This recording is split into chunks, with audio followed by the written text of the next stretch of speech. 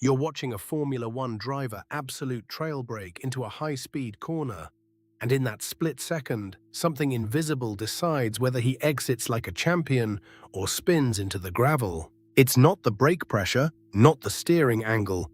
It's a single knob on his dashboard controlling what we call differential lock. And here's the thing. Adjust it just 5% and the entire character of the car transforms. Today, we're going inside the garage to meet the setting that nobody talks about, but every grid-winning team obsesses over. In Formula One, the margin between pole position and fifth place often comes down to tenths of a second, and a huge chunk of that delta lives in how the rear differential behaves when you're violent with the throttle. A driver exiting Monaco's Portier or Silverstone's Copse at full acceleration needs his rear axle to split torque perfectly between the inside and outside wheel.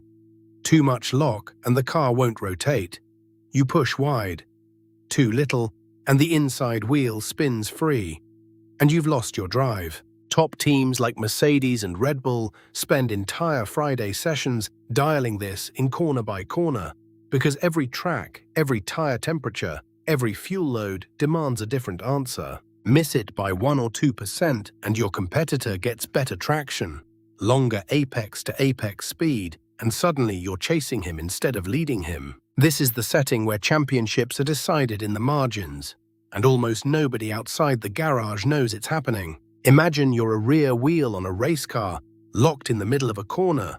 Your twin on the opposite side is turning at a completely different speed, and the engine is trying to send all its power through both of you at once. In a normal car, a standard open differential lets each wheel spin freely, which is fine for driving to the grocery store.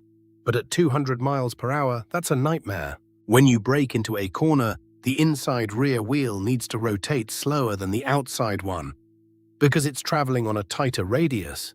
It's physics, pure geometry. But the moment you stab the throttle exiting that corner, everything inverts. Suddenly you need grip on both wheels equally, or that inside wheel will just light up and spin like a top, burning rubber while the car stays planted to the slow exit speed. That's where the differential lock comes in. It's a hydraulic clutch pack that gradually fuses those two wheels together from 0%, completely open, each wheel free, all the way to 100% lock, where both rear wheels are bolted together as one unit. A Ferrari exiting turn 3 at Monza might run 65% lock, bleeding in maybe 5% more through the mid-corner, then relaxing to 45% as they prepare for the braking zone ahead. Too much lock, say 90% on a circuit with big direction changes, and the car becomes a plank.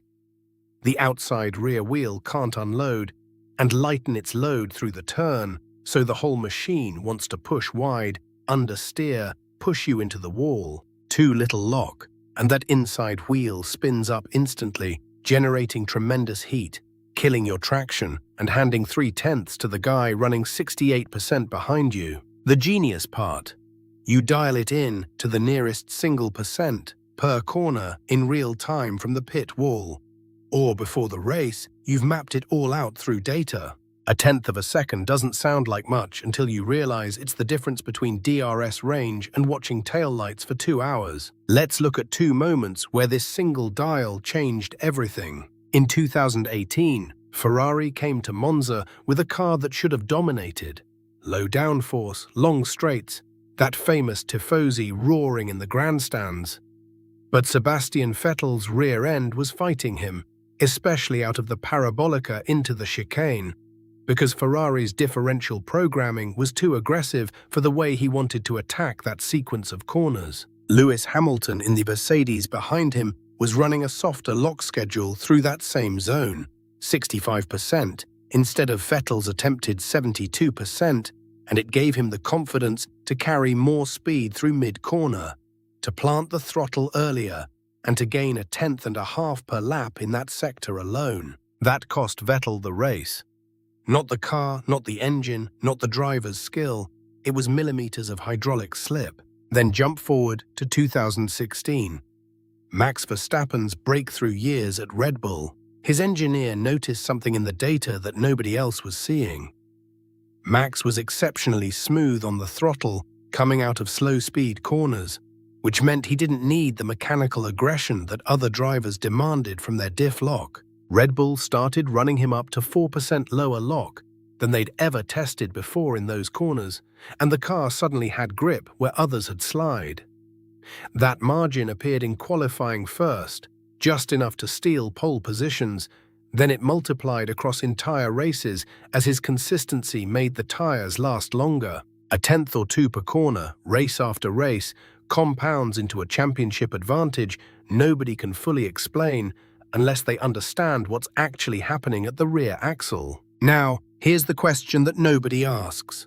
What if you could only adjust one thing on your car for the entire season, and it had to be differential lock percentage? You'd have to choose, are you a Vettel, chasing that raw mechanical grip and aggression, or are you a Verstappen, willing to sacrifice a tenth of immediate response to find smoothness and consistency? The truth is, most drivers never get to find out, because they're locked into their team's philosophy before they even turn a lap.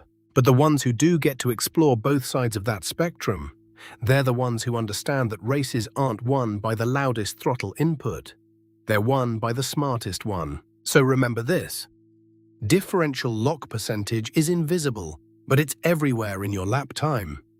It decides how aggressively you can exit, how long your tires survive, and whether your car feels planted or nervous when you're pushing the limit. 3 things matter most. First, even tiny changes, a single percentage point, create measurable differences in qualifying and especially in tire degradation over a full race distance. Second, the sweet spot is different for every corner, every track, every tire compound, which is why engineers obsess over it. And third, the drivers who truly master it are the ones willing to feel the car precisely enough to trust microscopic adjustments. So here's what I want to know from you in the comments below. Would you rather have a differential that's a bit too locked, giving you immediate aggression but risking understeer, or one that's slightly too open, giving you rotation but demanding respect on exit? And if there's a specific aspect of suspension setup or mechanical grip you want us to break down next, let us know, because these stories are hiding everywhere in motorsport and they're waiting for someone to tell them properly. Thanks for joining us. Please subscribe for more.